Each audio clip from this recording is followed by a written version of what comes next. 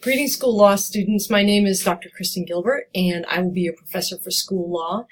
My background, just a little bit about me, is I have my EDS in educational leadership with a focus on school law, and my doctorate is in school improvement, again with a focus on school law. So I love teaching school law, and I think this course is fun because it's really rigorous, but it's very relevant to what's happening in your school. There's good news and bad news. The good news is it's in 8 weeks. The bad news is it's in 8 weeks.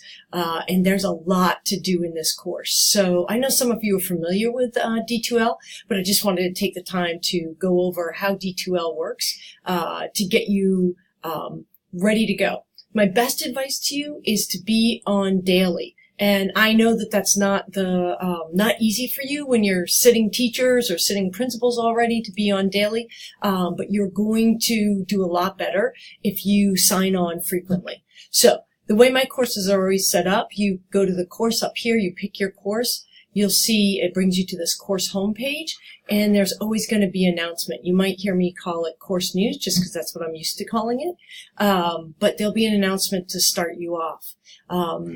Then you can click, you have everything you need here, with due dates and whatnot. But I like to click here on the content. It gives you a bigger view. And every course will have for you to start a checklist. So every module will have a checklist, and you just click on that, and that will tell you what you need to do. I'm guessing you've already purchased the required text. You've already read it once, is my hope, and you're off to the races. So let's start here with the course library. I really like to have that available for you. You'll see the syllabus is here with my office hours and contact information. Yes, you can contact me outside of office hours because I know it's when most of you are in the classroom. The course outline is a really quick overview of what's happening, and I think it's one of those invaluable things that you should download and put on your refrigerator. Doesn't mean it won't ever change, but it tells you the date the course opens and the date it closes. So one thing to notice about this is that you'll see that the module opens on a Thursday and closes on a Sunday, and then that the next one opens on a Wednesday. Again, mostly they're going to open on Wednesdays. This is just because of the day we start the course. But my point is here that the modules overlap, and they overlap because a lot of you have told me it's, I have extra time and I want to get ahead. So it's not overlapping to stress you out. It's overlapping that if you have the time, you finish early in the weekend and you find yourself twiddling your thumbs like we all do. I know that's not true. But you have the opportunity to work ahead. So make sure you find your way around the course library. You'll also find really valuable documents in here, like my pet peeves of writing errors. Really frustrates me when I see one of those pet peeves on there, and I think they haven't even bothered to read that.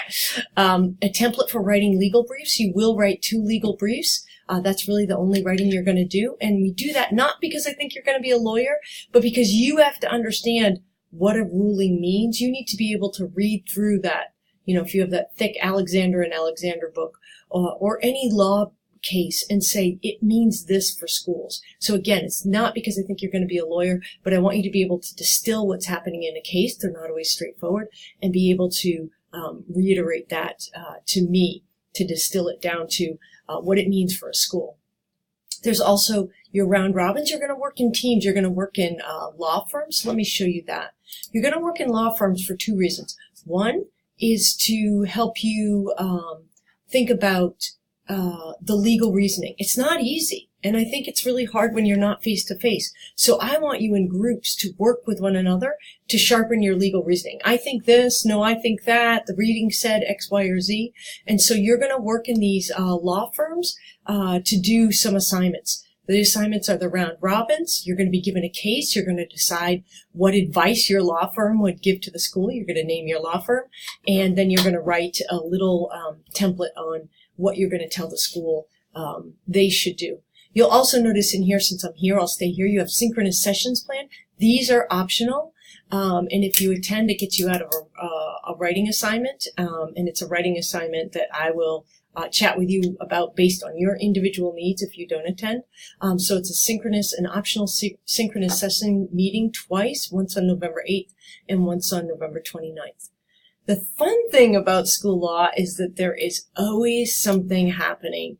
So if you pick up the AJC or your local newspaper, you can almost always find something that's going on in the news. So I have right here sticky situations, and what you're going to do is you're going to post twice during the course your own sticky situation that you found in the news. Not what's happening at your school, but one that's in the news, and other people are going to comment on it.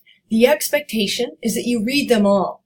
So that's a lot, but in order to sharpen your legal thinking and reasoning, we need you to read them all and read the comments. So you only post one this half the course, one the second half of the course for your classmates to read.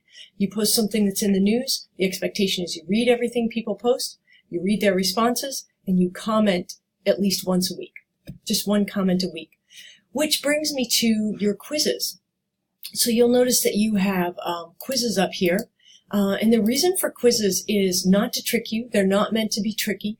But the idea is I want to test your basic content knowledge. I want to make sure you've read the chapter, because we can't have very good legal discussions if we're saying, oh, that really upset me, or yeah, I agree with you, Jonathan, but we're not basing it in any legal reasoning.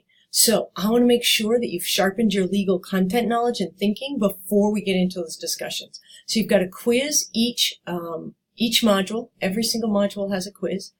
And this quiz bowl is just going to be extra credit points added on to the end of your grade. So don't worry about that right now.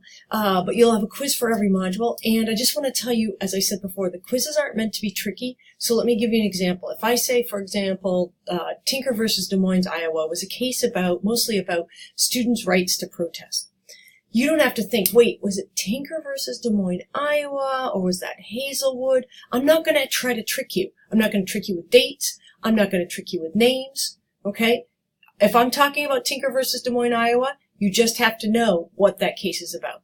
So I'm really trying hard just to distill it to the basics. And I've spent, with my mentor, we have spent now, this is going on 6 years, really working to modify these quizzes so that whenever there's confusion, we can fix the question. So we think we finally have it in the last year and a half so that the questions are pretty clear.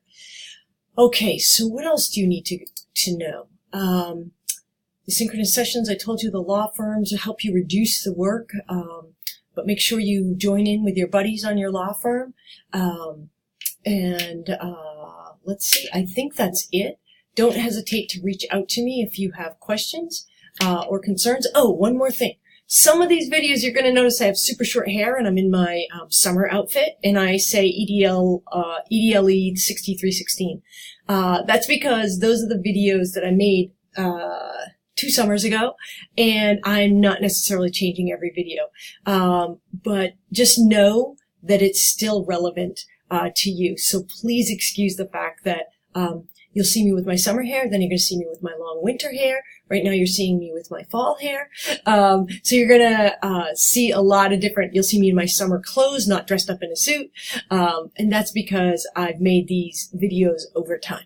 But if you have any questions, reach out. I'm super excited. This is my favorite class to teach. It's also, I think, the most rigorous class I teach. I think those of you who've had me are going to find that it is maybe a little bit more work than you're used to from me. But my hope is that it pays off and you feel like you understand a whole lot of things that are happening in your school that maybe aren't legal, or that are happening around you, and ways that you can support that. I look forward to seeing you in the synchronous session and hearing your voices online. I'll be on there regularly with you.